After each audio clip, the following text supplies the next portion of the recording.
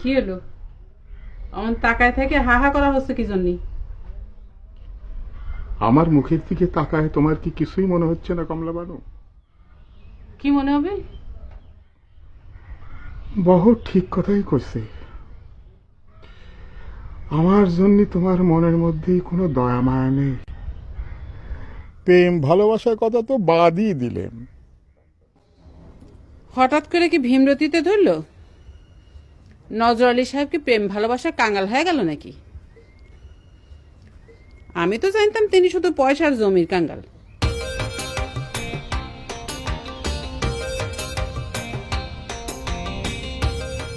কমলা বানু, একটু মায়া করে কথাটা কম। আমার মুখখান একটু দেখো। এই দুদিনে আমার মুখখান কিরম কালো হয়ে শুকোয় গেছে।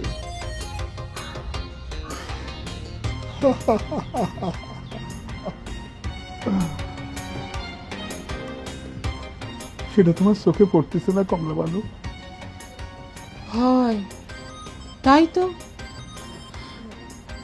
তুমি যে ফর্সার ফর্সা ছিলে, একেবারে আপেলের মতন লাল টুকটুকে ছিলে। তোমার গায়ে একটুখানি টোকা দিলে তুমি একেবারে লাল হয়ে যেতে। সেই মানুষ তুমি এত কালো হয়ে গেছো, আমি তো খেয়ালই করিনি। রসিকতার কথা না কমলা বানু, আমি যে বিপদের মধ্যে পড়েছি অনেক চিন্তা করে দেখলাম এই বিপদের হাত থেকে তুমি আমাকে রক্ষা করতে পারো। আমি তোমাকে উদ্ধার করতে পারি? কিরম করে? একটা বার তুমি খালি কল্পনা করে দেখো কমলা বানু, অক্তে আছে সাইল, দিনে কয়সে। এইভাবে কয়দিন চললেই তো আমি ফকির হয়ে যাব কমলা বানু। সারাদিন আমি যদি ভিক্ষেও করি, ওই রাক্ষসের জন্য তো আমি আজকের সাইল জোগাড় করতে পারবো না। সেটা আমাকে কি করবে কো? তোমারই তো ভাই নেই।